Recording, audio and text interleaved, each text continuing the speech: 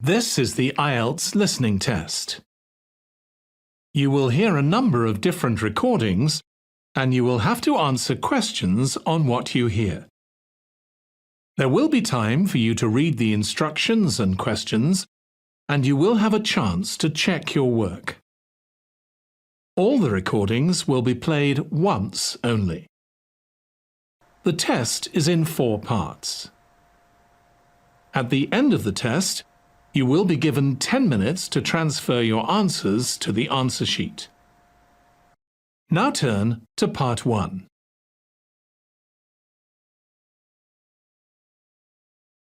Part 1. You will hear a telephone conversation between a client who wants to rent short-term accommodation and a rental agent. First, you have some time to look at questions 1 to 5.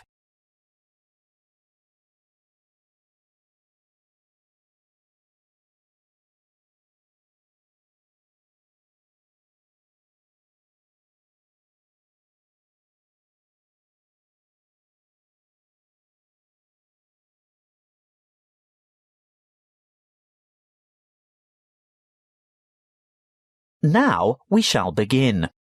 You should answer the questions as you listen, because you will not hear the recording a second time. Listen carefully and answer questions 1 to 5. Good morning. Ace Accommodation. How can I help you? Good morning. I'd like to organise some short-stay accommodation on the Gold Coast, please. Certainly. Who am I speaking to? Miss McKinley. Sylvia McKinley. Could you spell your family name for me, please? It's Mackinlay. Thank you. And your first name is Sylvia? Yes. Is that with an I or a Y?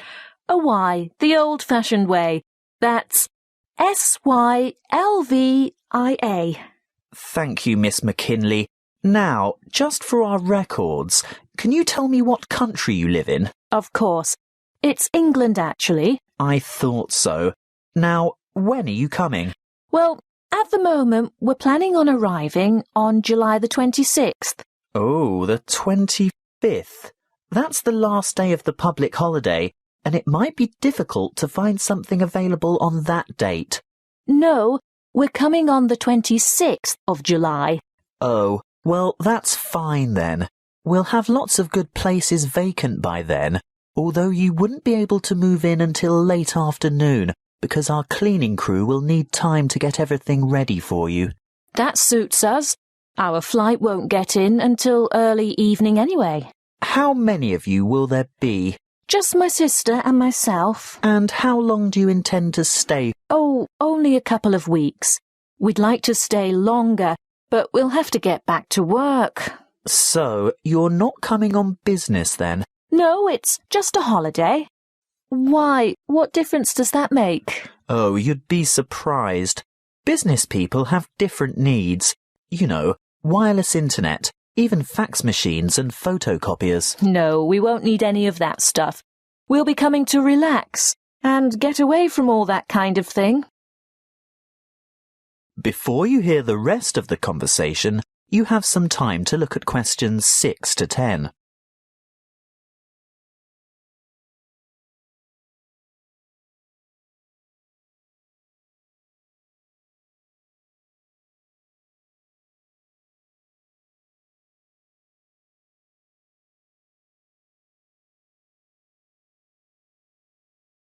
Now listen and answer questions 6 to 10.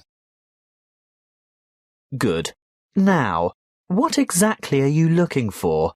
A house, a duplex, or an apartment? What's a duplex? Oh, that's what you might call a townhouse or a unit. You know, 2 houses semi-detached on the same property. Oh, I see. I think an apartment will suit us just fine. And how many bedrooms? 2. 1 or 2, it depends on the size. My sister and I don't mind sharing if it's a decent-sized bedroom with 2 beds. Well, that makes it easier. And car parking? Will you require a lock-up garage? They're a little harder to find with an apartment. We'll have a hire car, and as far as I know, there are no regulations concerning car parking. I think as long as it's not parked on the street and it's secure, there shouldn't be any problems. OK. Now, I'm assuming you want something by the beach. Yes, that's the idea.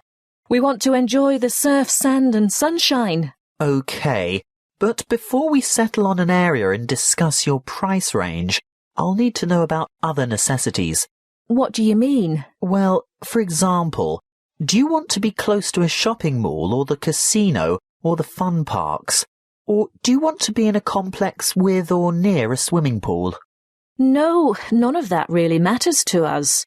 But we'd like to have reasonable access to the motorway so that we can drive up to Brisbane to visit friends there. Well, there are quite a few lovely small towns to choose from. There's Main Beach, which is north of Surfer's Paradise, or Mermaid Waters, which is a bit further south, or Palm Beach, which is quite a bit further south. Mermaid Waters sounds delightful. Is it close to the motorway? Well, not really. The M1 is actually closest to Palm Beach, and prices are likely to be more reasonable there too. That's settled then. Palm Beach it is. Now, if you'll just give me your email address, I can send you information about the town and lots of photos. Well, my email is smac13@hotmail.com. And one final thing. How much are you looking to spend per week on accommodation? Do you want something at the luxury end of the market? You know, newly redecorated, great views, all the mod cons? Not necessarily. Could we get something clean, comfortable and reasonable for $1,200 a week? Could you stretch that to $1,500 a week? I've got a property in mind that you'll absolutely love, but you'd have to go to $1,500. $1,200 wouldn't cover it. All right then, but that's our top limit. Good. I'll get on to this straight away, and there should be something in your inbox shortly.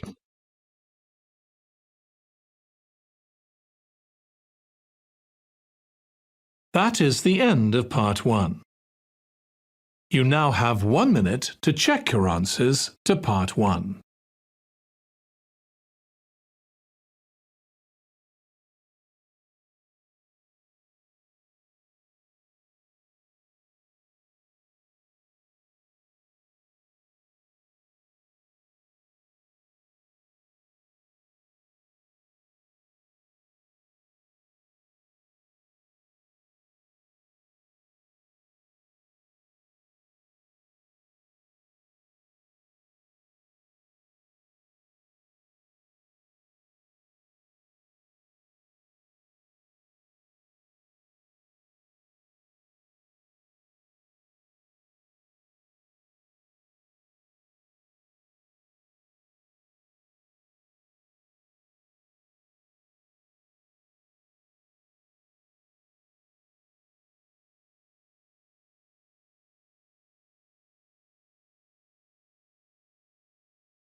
Part 2. You will hear a member of the Active Outdoor Club talking to a group of interested potential members. First, you have some time to look at questions 11 to 14.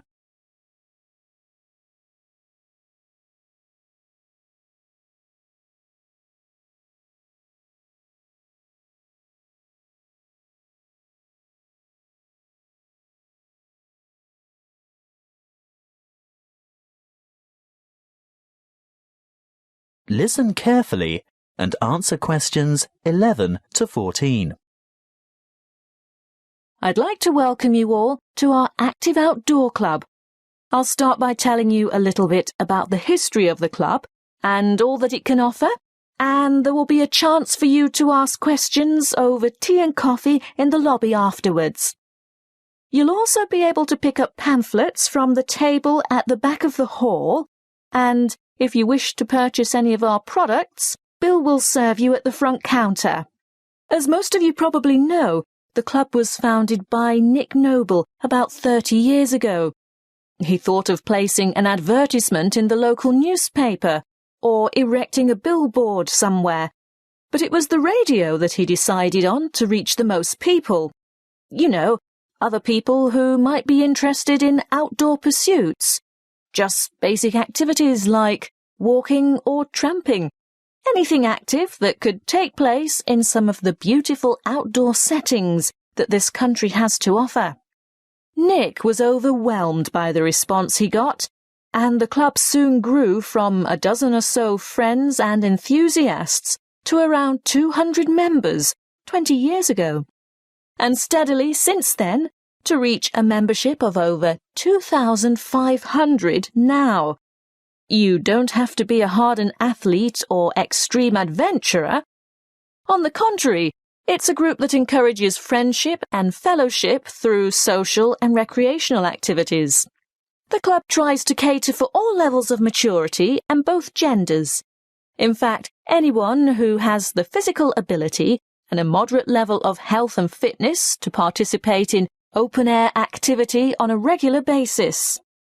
I think our youngest member is a 5-year-old boy and our oldest member is a 75-year-old man. Of course, we have more challenging opportunities for those who are up to it, but all excursions are graded according to level of difficulty, and there will always be something for those families with small children. More about that later. I'm sure you realise that it's part of the focus of the club to ensure that our natural environment is kept as pristine as possible. We all have a keen interest in conservation, and many of our members contribute their time or give a monetary donation to organisations that work to enhance and beautify our natural heritage. Before you hear the rest of the talk, you have some time to look at questions 15 to 20.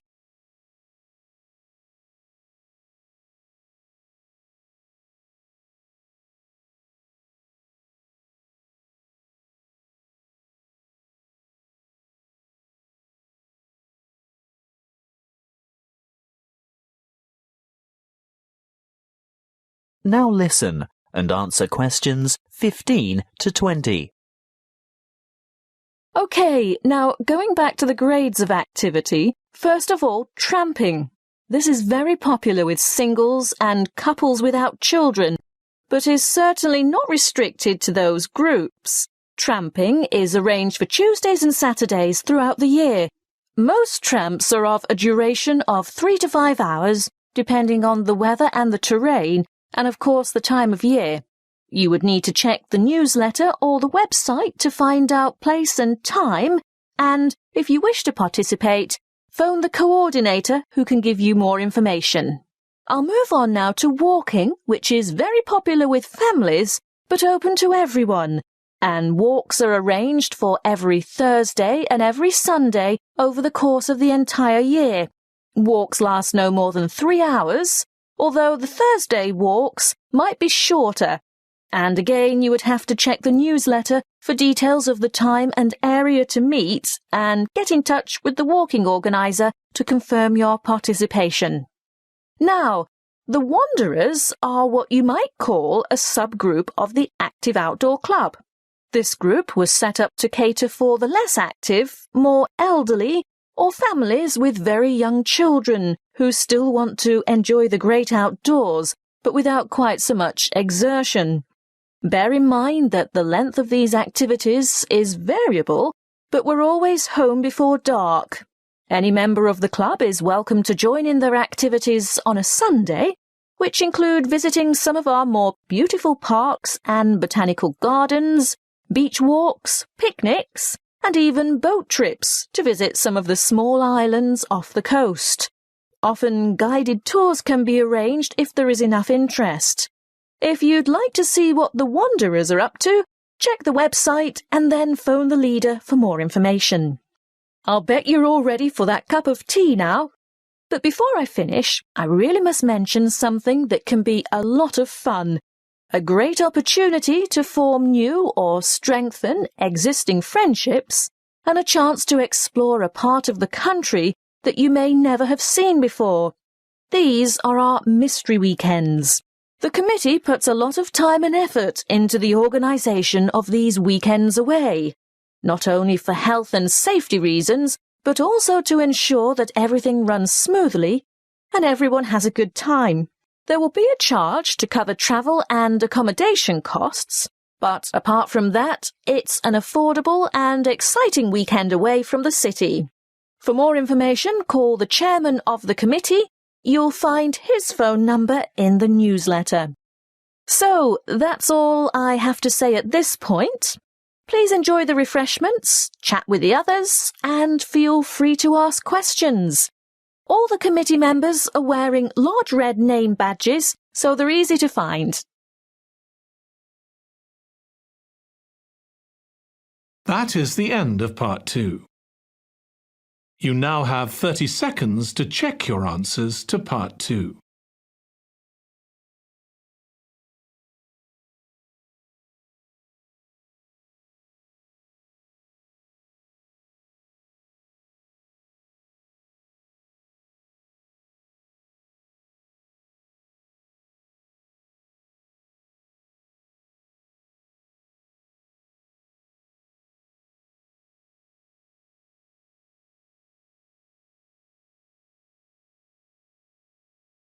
Part 3. You will hear a conversation between an academic advisor and a student asking for information about a particular subject that she wants to study. First, you have some time to look at questions 21 to 26.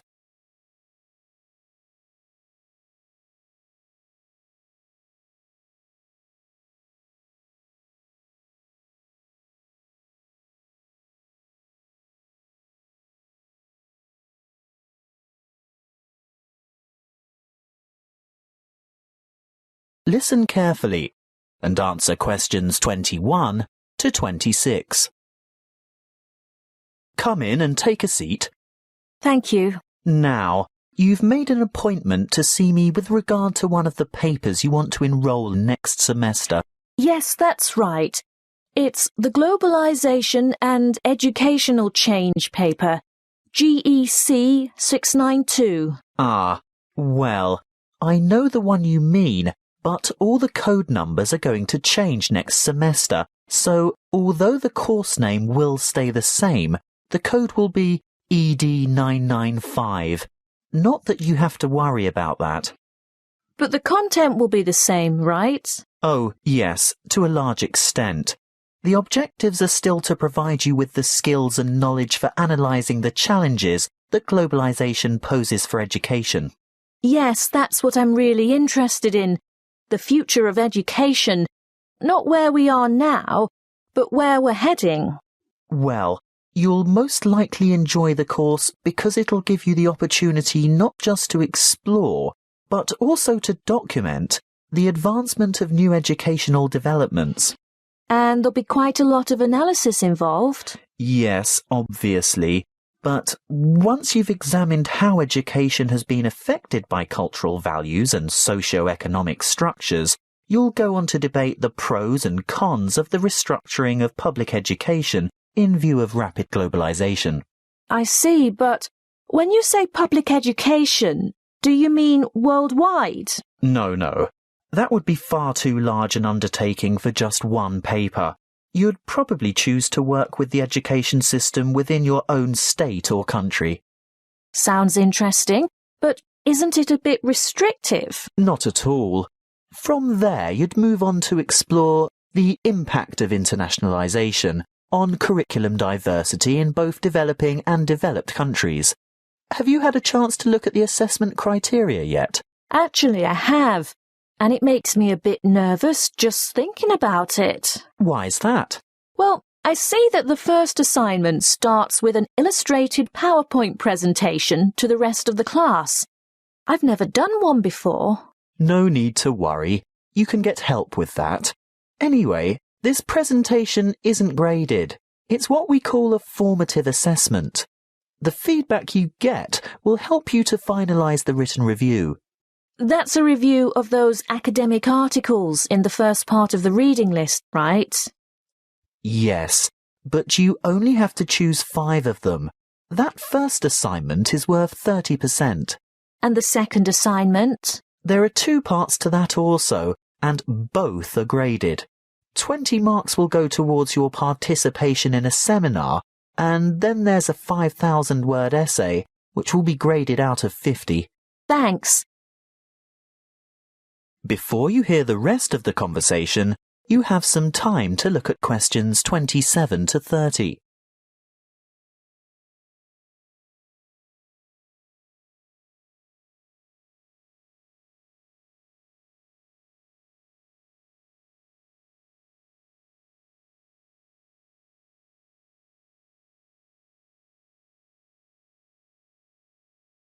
Now listen and answer questions 27 to 30. Is there anything else I can help you with? Yes, the reading list is quite long. Where do you think I should start? Well, I'd suggest you leave the articles until the semester is underway, but a good preparation would be to look at some of the major texts. These ones here. In any particular order? You could start with this one by Tower, here at the bottom of the page. Sorry, who? Tower. Tower, 2007, Comparative Education. That should give you a good basis. Then move on to Eliot, Educational Issues of the New Millennium. But be sure to get the 2008 edition, not the original 1998 edition, because so much has changed since 1998. The new edition has extensive revisions and a lot of new material. OK, so that's Tower first, then Eliot. I think I could handle a couple more over the summer break. Well, in that case, look for Brown's Education and Globalization, published in 2009. Actually, there are quite a few books by Brown, but I'd start with that one and leave his others till much later. And I'd also really recommend this one here, Globalization and Knowledge Policy by York, published quite recently in fact, 2010. That is the end of Part 3. You now have 30 seconds to check your answers to Part 3.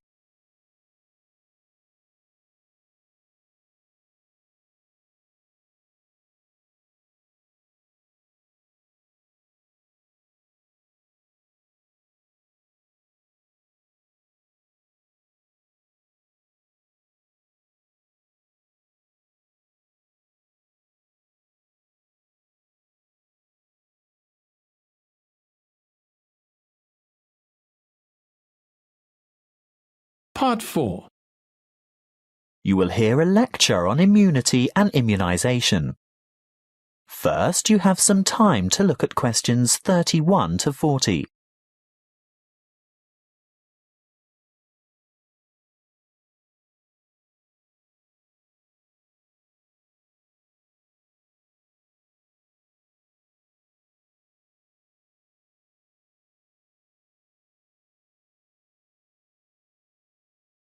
Listen carefully and answer questions 31 to 40. Good afternoon, and thank you for your warm welcome. This will be the first talk in a series of 5 on health interventions, protection and prevention. Could I start by asking for a show of hands? How many of you have had a flu vaccination at the beginning of winter? I thought so. You young ones always think you're indestructible. Well, as you are no doubt aware, disease-spreading germs or pathogens are everywhere. On a daily basis, the human body has to ward off attacks by various harmful bacteria and viruses. A healthy body has a good defense system against many of these germs, but the defense only operates well against microorganisms that it has already encountered, in which case it is said to be immune. There are 2 ways in which humans acquire natural immunity. Actively, when a person has first suffered and then recovered from an illness, and passively, when ready-made protection is transferred into the body. For example, from the maternal blood via the umbilical cord to an unborn child, or through breast milk. Now, artificially acquired immunity can help the body to fight disease, so we can use active immunization as a preventative measure. This is when a person is vaccinated against an illness by injection or oral ingestion of a tiny amount of weakened or inactive germs, not enough to actually cause him or her to contract the illness, but sufficient for the body's defense system to recognize and respond to the threat by forming antibodies. Intervention using passive immunization, on the other hand, is a method of curing an illness after it is too late for prevention. It is less effective than active immunization and takes longer to work. It is used when the body has already been invaded by bacteria and the person is ill.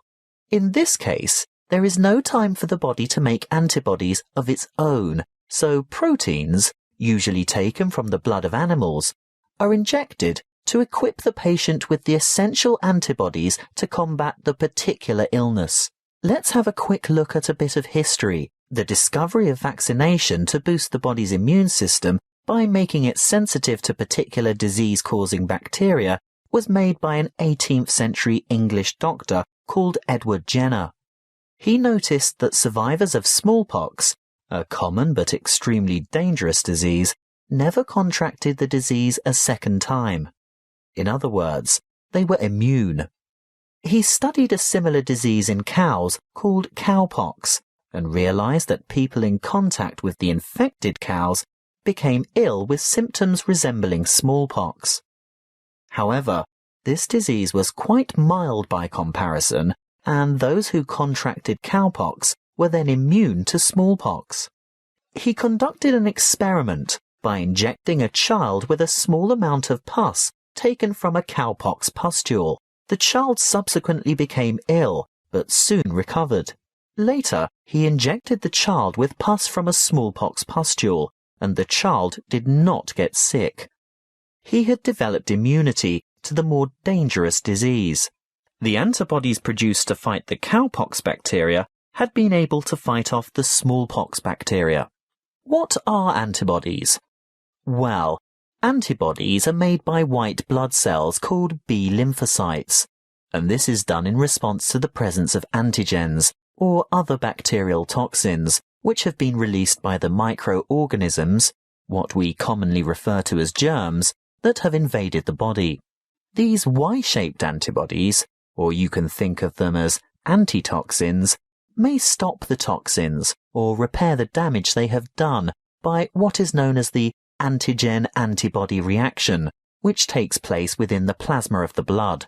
A correct antibody, for that disease, clings to a particular antigen in order to render it harmless. Large numbers of these pairs clump together to form a bigger unit. This is called agglutination and is able to be seen by the naked eye, which is very helpful for doctors and other specialists to determine which illnesses a patient is immune to. Inoculation or active vaccination can protect people from serious diseases.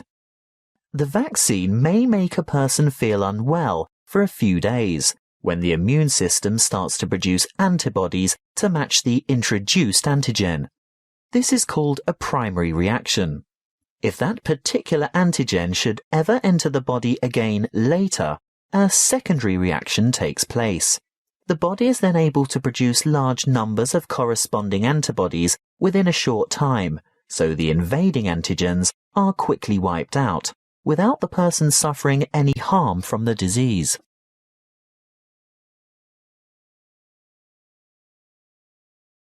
That is the end of Part 4.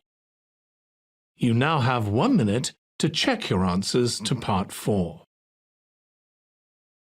That is the end of the listening test. In the IELTS test, you would now have 10 minutes to transfer your answers to the answer sheet.